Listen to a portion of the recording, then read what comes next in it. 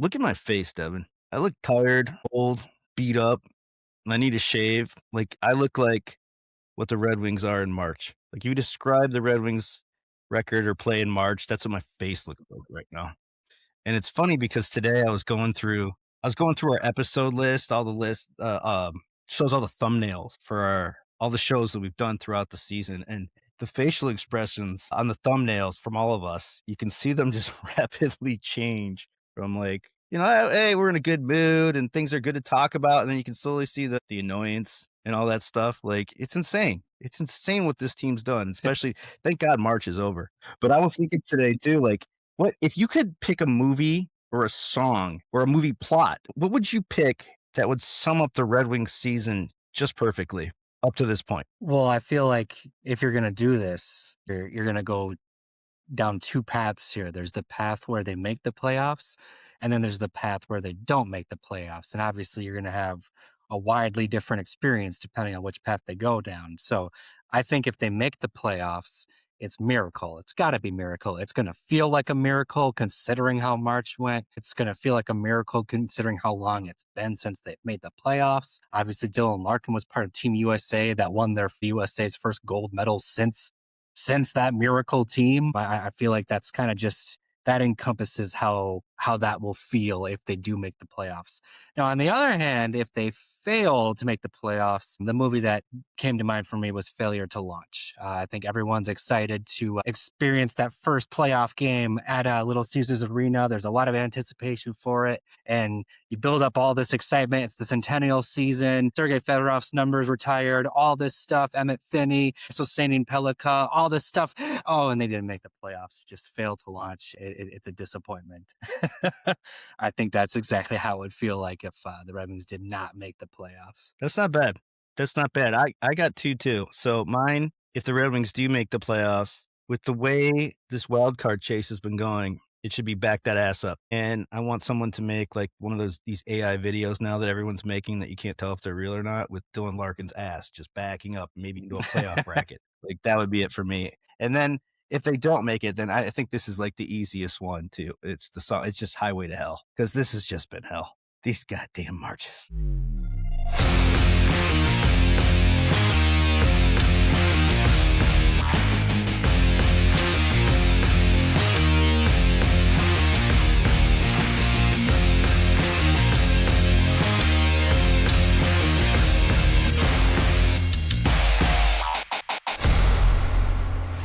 Welcome to the Flying Octopus podcast, offering a new perspective on Red Wings hockey, as well as all the important news from around the NHL. And now, here are your hosts, Tony Wolak, Devin Little, and Evan Sabrin. Hey, it's Carter Bear, and you're listening to the Flying Octopus podcast.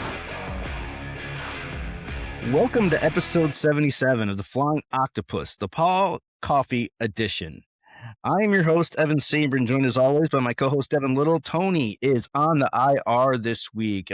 Birthday for the wife. You can't, I don't think you can get out of that one, Devin. You can't get out of that one for a podcast, especially this one. Yeah, right? It's a tough one to get out of for sure. And also, real quick, if we loop around and we do 177, are we planning on still like commemorating players? Because maybe I'm showing my youth here, but I was slam dunking it was going to be the Simon Edvinsson episode.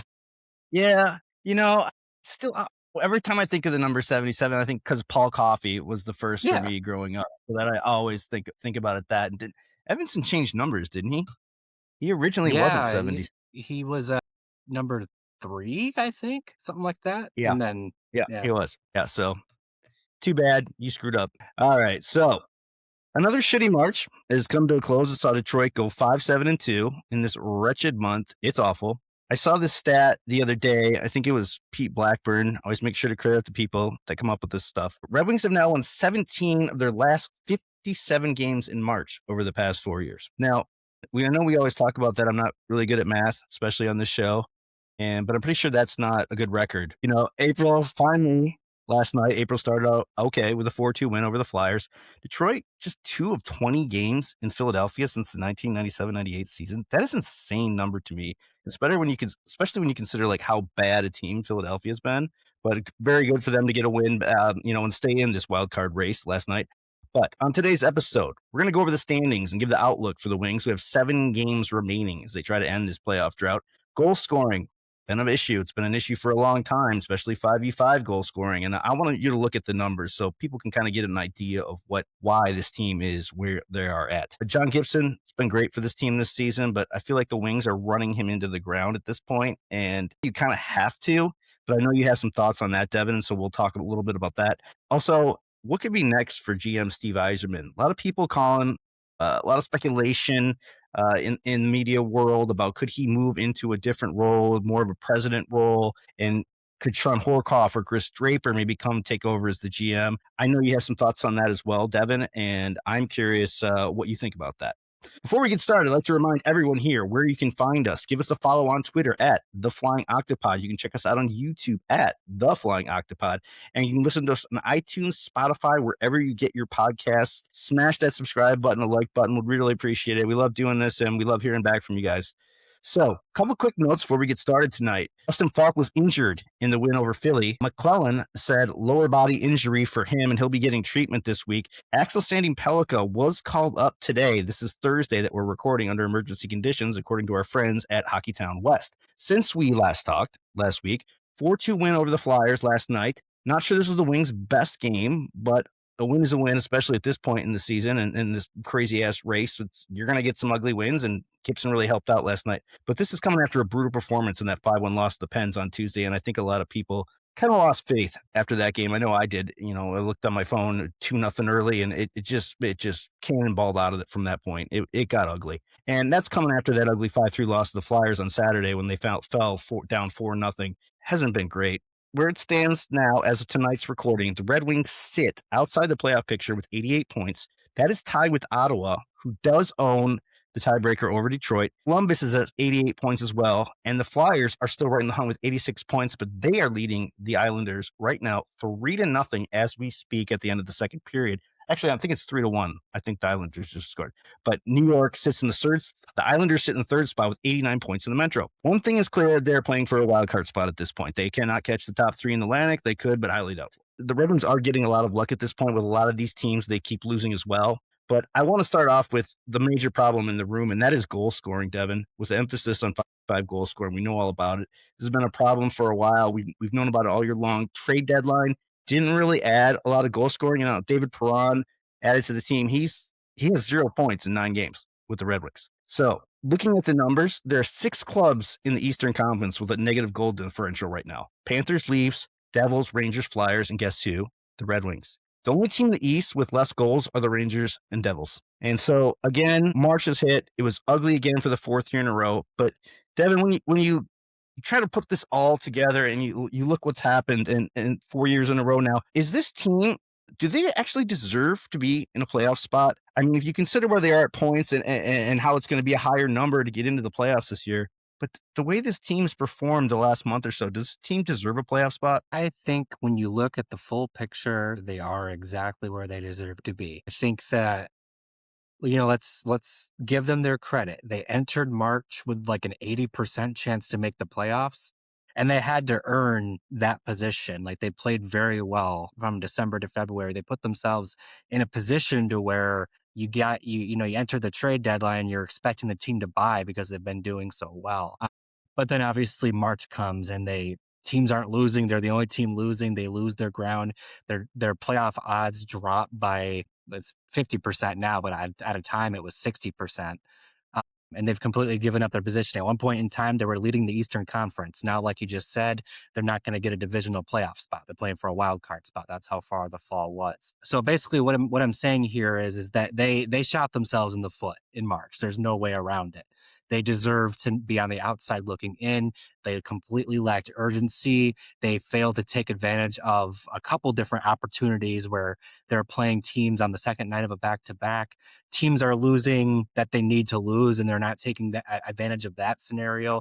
There were, a couple of different wins here and there, and not only are they in a playoff spot, but they have at least a small cushion. And we're thinking, and the vibes around this team are completely different.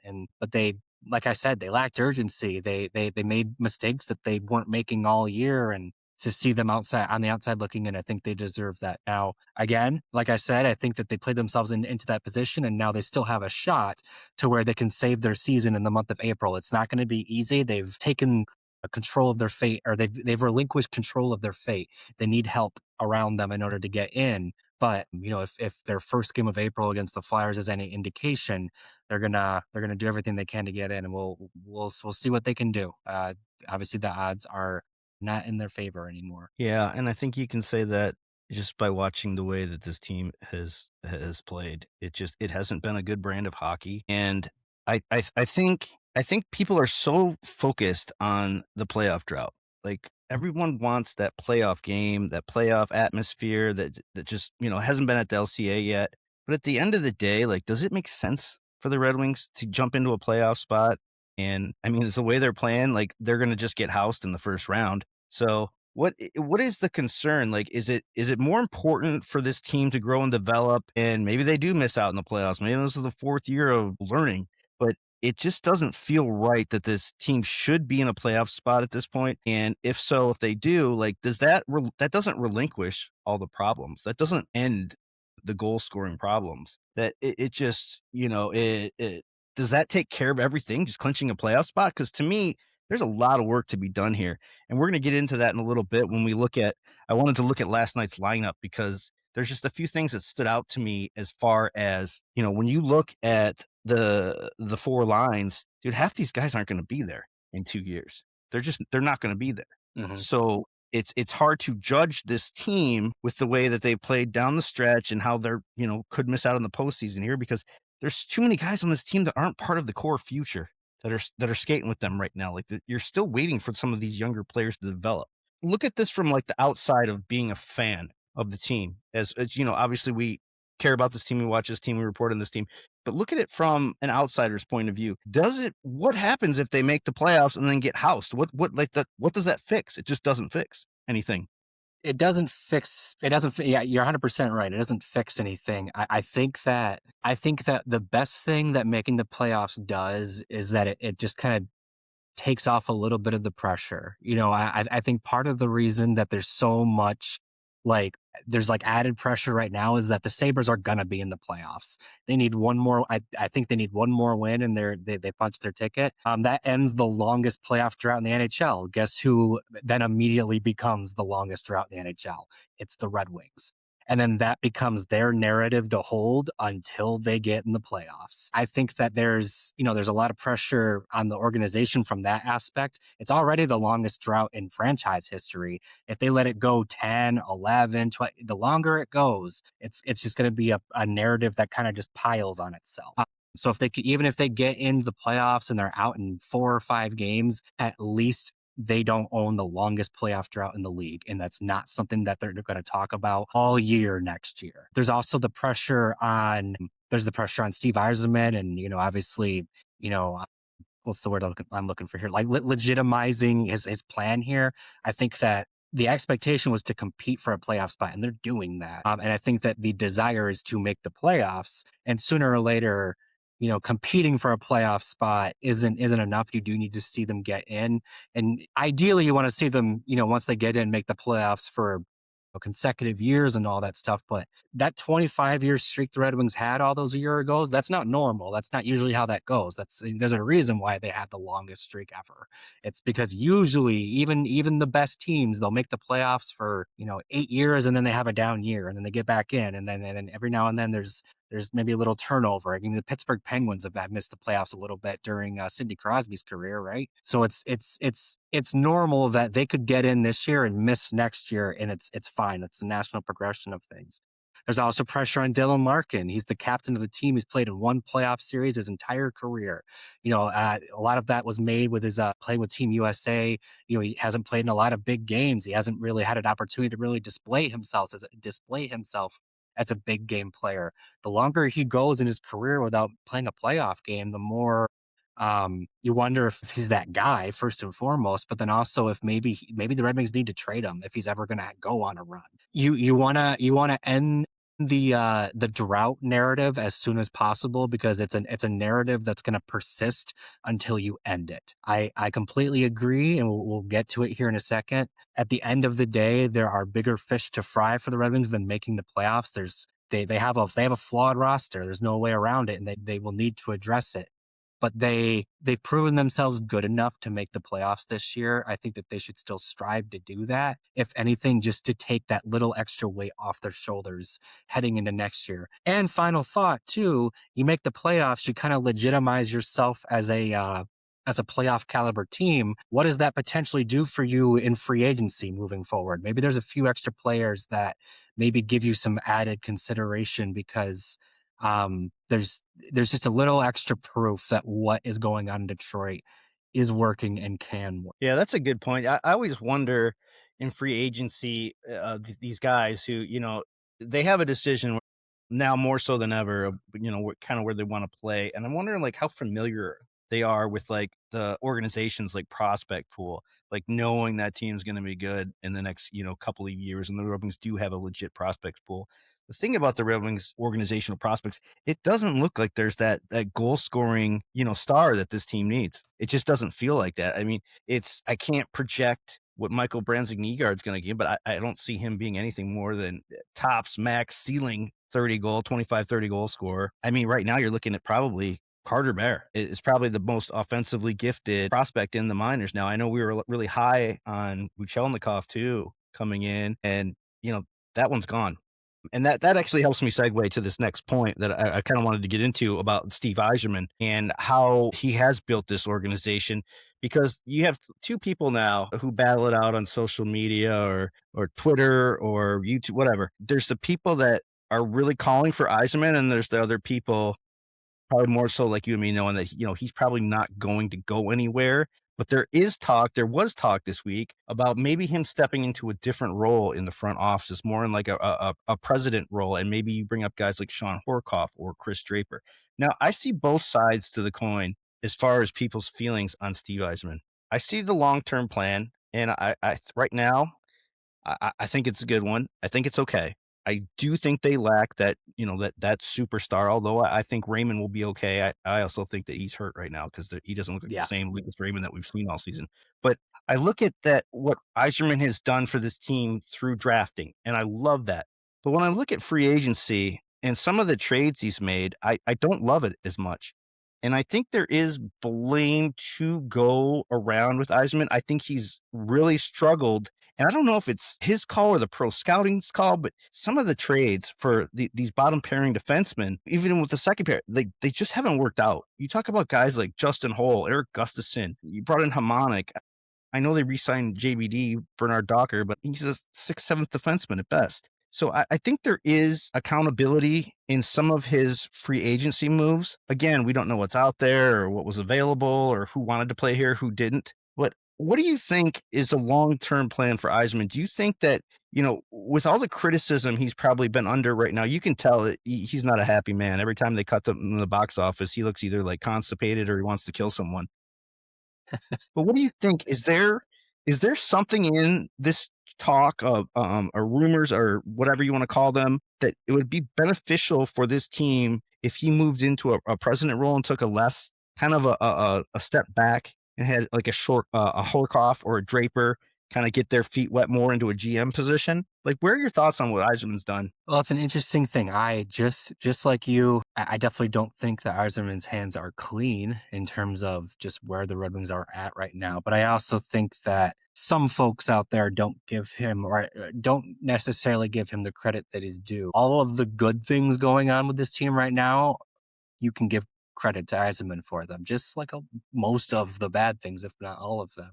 I think that, so the biggest thing for me when it comes to this talk of him potentially becoming president of hockey ops and you move Draper or Horkoff up is that it's a half mess. It's a half measure at best. At the end of the day, Yzerman's still going to be calling the shots. It's just, one of these guys he's been basically grooming for the last few years steps in the driver's seat, basically. I mean, it's Brendan Shanahan over in Toronto for his time where he had, Kyle Dubas was there and Lou Lamoriello before him. And you hear all sorts of things where, like, the GM obviously got to have their input and they kind of handled the day-to-day things. But if Brendan Shanahan didn't want Kyle Dubas to make X trade, then he shut it down. And I think that's exactly what would be going on in Detroit. You still have Yzerman kind of having final say on things. And at that point, just keep him at GM. There's no point. Now, having said that, though, I do think that if the Red Wings intend to keep Horkoff and or Draper in the organization,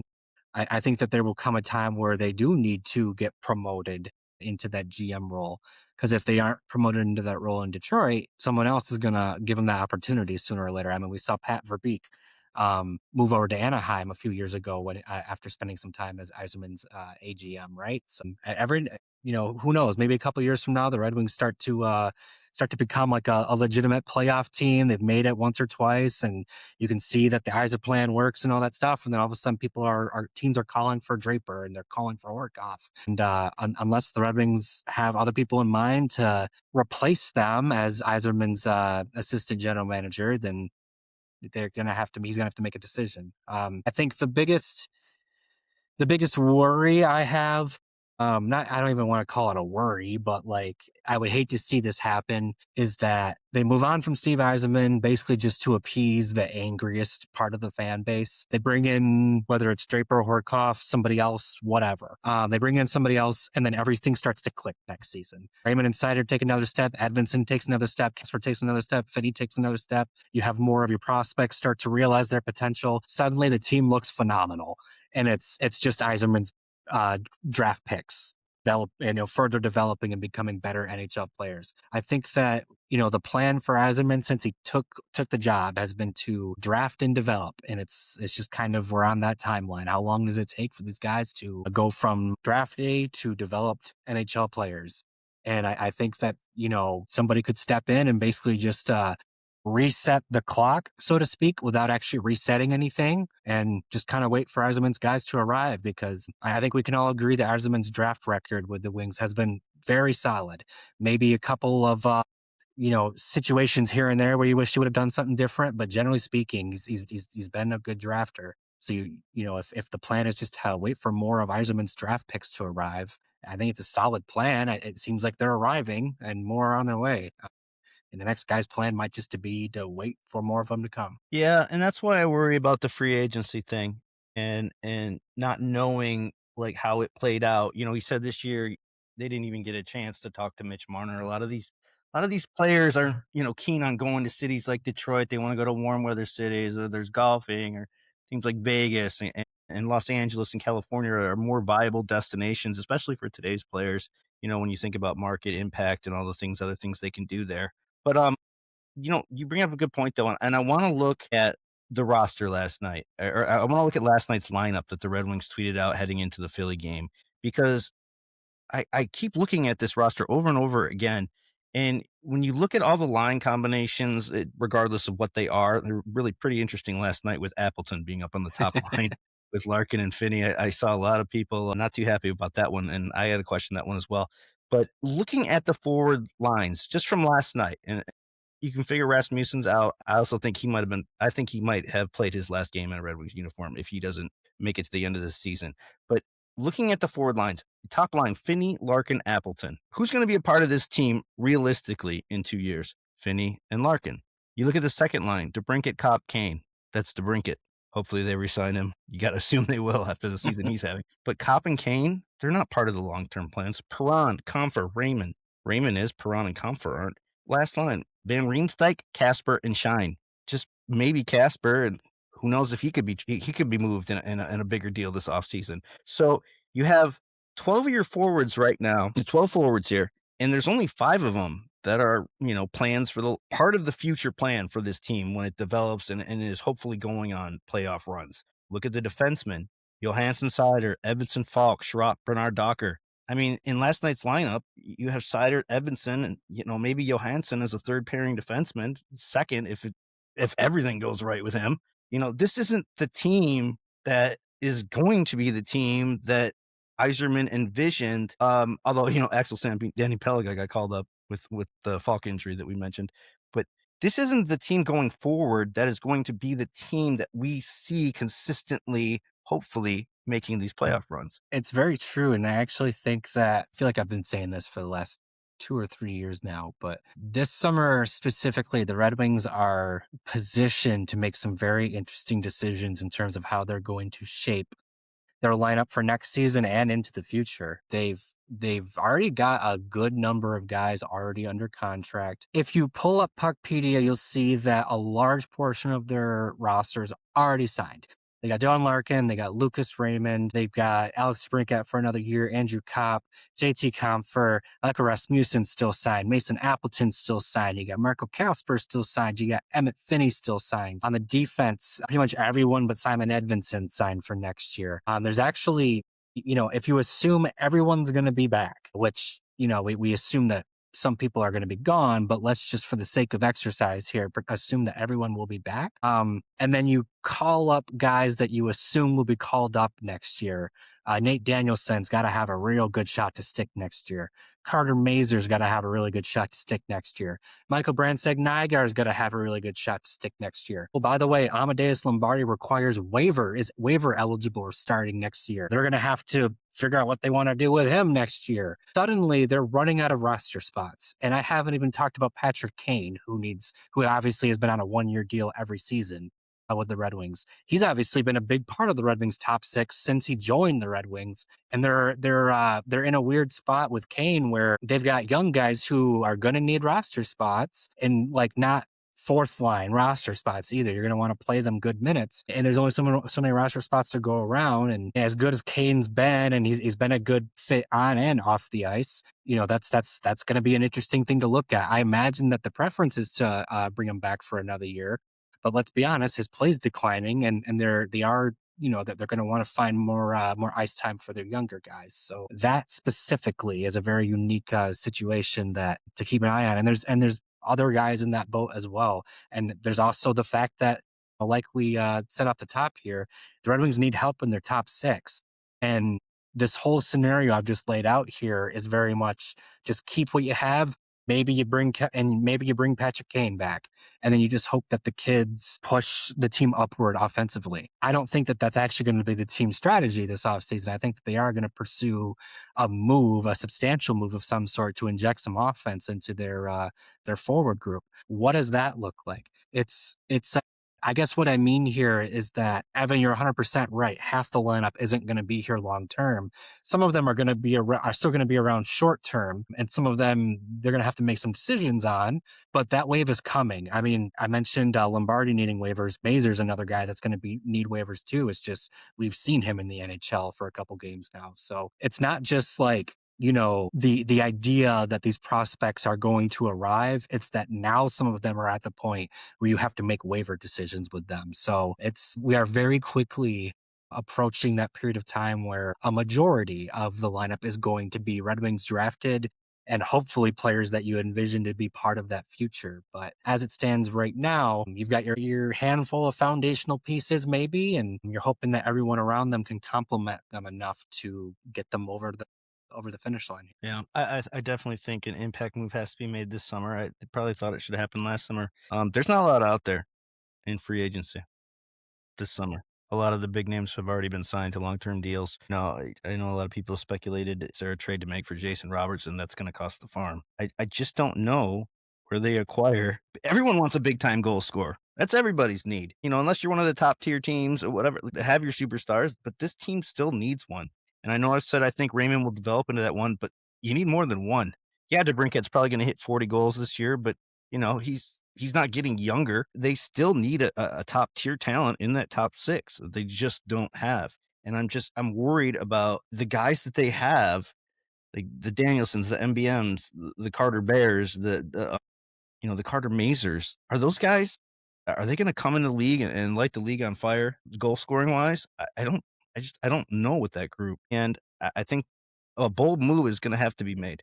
Draft picks are going to have to be get up. I'm still I keep looking at this and I keep thinking about it. For one, you and me love the draft. I love the NHL draft. I've been going the last 2 years. Love everything about it. That draft pick's gone. And this is probably one of the moves that I have to disagree with most with Steve Yzerman, that, Justin Falk Justin Falk, when he was 27 years old, he went for Dominic Bach, Joel Edmondson, and a 7th-round pick. That's what Justin Falk got at 27 years old. At 34 years old, he went for a prospect like Buchelnikov, who I got to think is higher than Dominic Bach, and also a 1st-round pick. How do you go from Joel Edmondson, Dominic Bach, and a 7th-round pick to one of the Red Wings' arguably top 4 or 5 prospects and a 1st-round pick? I mean, obviously, I'm mad that the draft just isn't as exciting for me now. I'm sure you feel the same way. I know you're the draft expert, but I worry about that. That keeps me up at night when the Red Wings fail the playoffs and something stupid happens in the lottery where they move up, because with this team's luck, this will be the year that the lottery balls go their way in a pick that goes to the St. Louis Blues. If anything else, we talk about if there's anything to be gained from making the playoffs this year. If nothing else, it's avoiding that possibility of them missing the playoffs and then their pick magically hitting the lottery and moving up to the 6th or 5th pick. That would be that's the Red Wings' luck right there. And enjoy that pick, St. Louis, no matter where it lands. So let's start looking down the stretch here. 7 games left. Saturday, they're at Madison Square Garden to play the Rangers. Not only is it a must win, it's a should win. You're probably going to lose a lot of hope if they can't beat the helpless Rangers.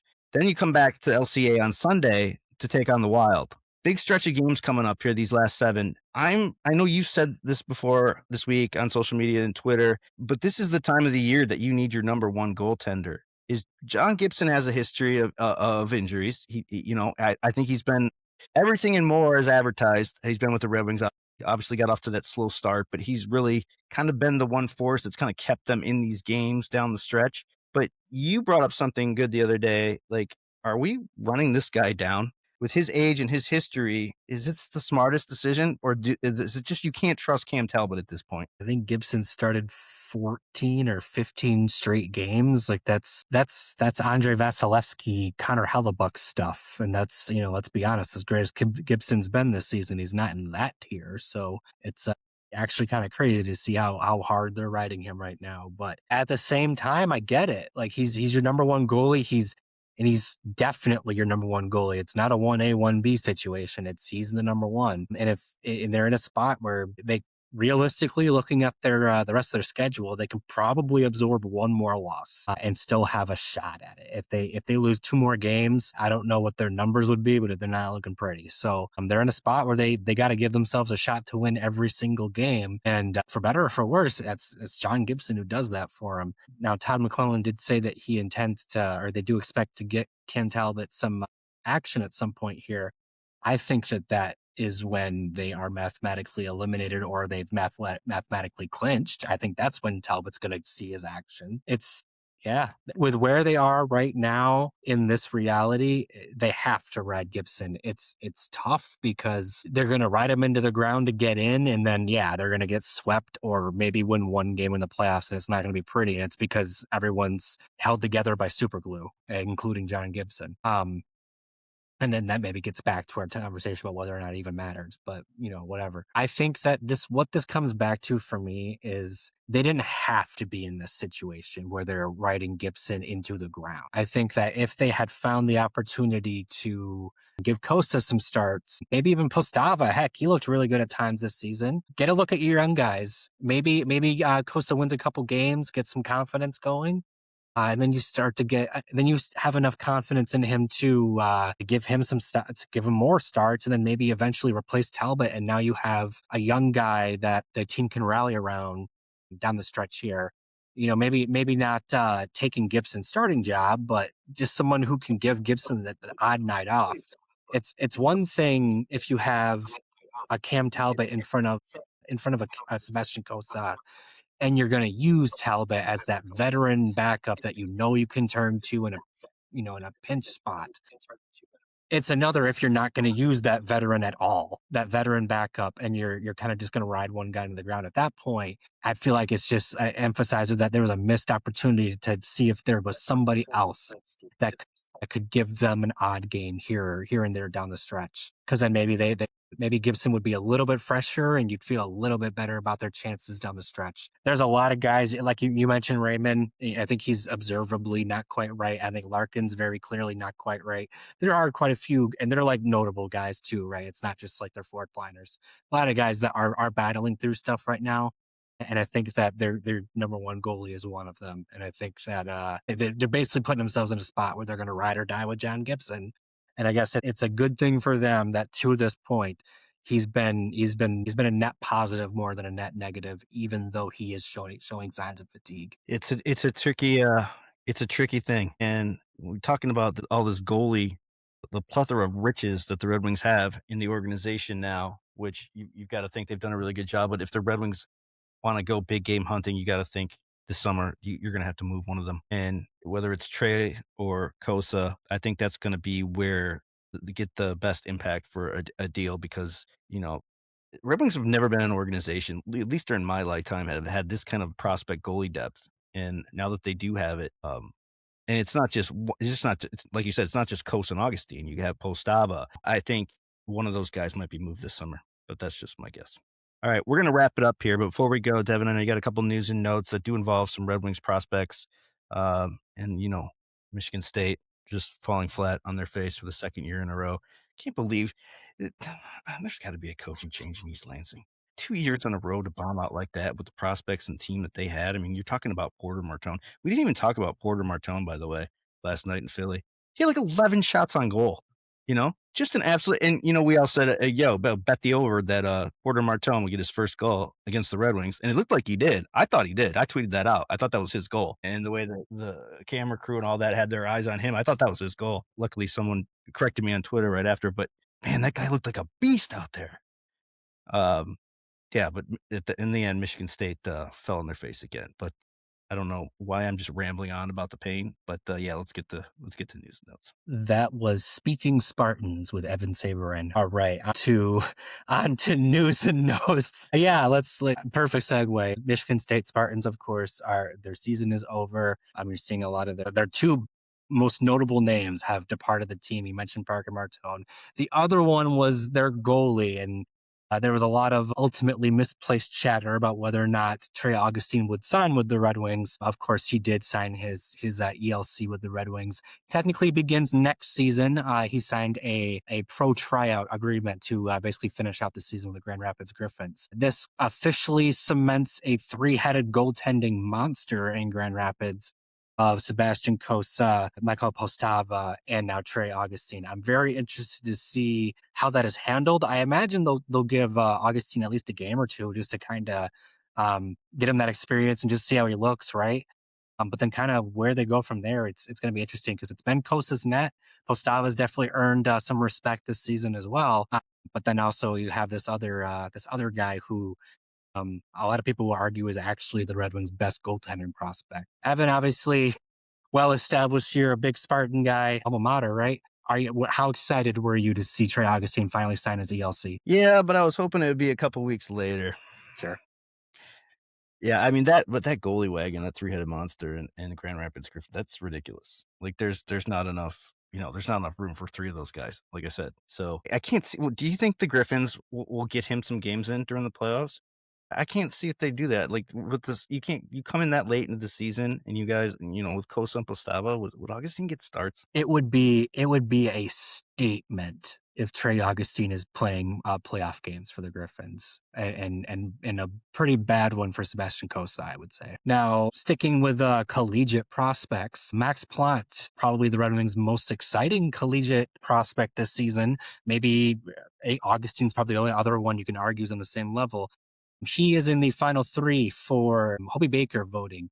Obviously had a insane season with the University of Minnesota Duluth. Kind of, he was somebody who was, I think, on the radar entering the season, and now he's like fully on them. I think some people will argue that he's probably replaced Pachelnikov in terms of being like that arguable top 5 prospect for the Red Wings. And maybe that's one of the reasons why they felt okay with giving Pachelnikov off on that deal. But That's maybe a topic for another day. But yeah, Max Plante is one step closer to winning the Hobey Baker Trophy. Doesn't sound like there's any movement on him signing an ELC with the Red Wings this season. Seems like it just kind of is lining up for him to have another year in the NCAA. But what do you think, Evan? Is Max Plante going to win the Hobey Baker? I don't know that he does, but you'd have to say at this point, because has Max Plante just exceeded all expectations you had for him when the Red Wings took him in the second round by far as to what kind of player he's become? I remember driving home from the draft. I left after the first round. The second round it was the following day. They called one of the guys from Dauber Sports, and they told me, like, dude, what the hell's Yzerman doing with this Max Plante guy in the second round? There were so many better options. And to think from that day to where he's come in just over, 2 years now, pretty impressive. Very impressive. He's a completely different player than his father was, too. And I saw some things on social media today, although I don't know what to believe anymore, but saying that the Red Wings are eager to sign him very soon. And so hopefully he's that steal, that gem of a prospect, that I'm not going to say Braden Point, but that guy that the Yzerman found in the later rounds that can really pan out for this team. Still a little undersized for me, but I'm excited about his future. And I think people tend to forget with all the bigger prospects names. Like, I think you're starting to include him in that right now as what he could be. So I'm happy with it. Hobey Baker, hope he wins it. That'd be great. But I'm more excited about what kind of impact he can have on this team in the next 3 to 4 years. Yeah, and I think he'll be on the team in that time frame too. I actually think there's a decent chance he is playing games for the Red Wings late next year, but obviously a lot of hockey to be played between now and then. All right, guys. Well, that's going to do it for episode 77 of the Flying Octopus podcast. Quick reminder where you can find us. Check us out on YouTube at Flying Octopod. Follow us on Twitter at The Flying Octopod, iTunes, Spotify, wherever you get your podcasts. We're there. Smash that like, subscribe button, whatever you can. I already mentioned it, but we're going to go over it one more time. Red Wings, Madison Square Garden on Saturday afternoon for you guys. Take on the Rangers. That's not a must win. It's a should win. Fly back to that night. Then they're going to fly home and take on Quinn Hughes in the Wild on Sunday for their last back-to-back. I'm wondering what kind of reception he's going to get in Detroit. Tuesday, they host Columbus in another big one. And then, of course, the Flyers coming to town on Thursday. All these games are huge. It's amazing that all these teams are playing this way at the right time. And just, it's like, do you want it to end, or do you want to just keep watching this? It's painful. So with that, man, hope you have a happy Easter. Get your Cadbury eggs. Get Cadbury eggs or Peeps. What are you, a Cadbury eggs or Peeps guy? Cadbury eggs all day for sure. God, yeah, they're pretty good. Peeps. The Peeps, my daughter likes those things, but they're just too marshmallowy or whatever. I can't do them. On that note, happy Easter, everyone. We'll see you next week. Thanks for listening to the Flying Octopus podcast. Follow us on YouTube at the Flying Octopus channel and Twitter at Flying Octopod.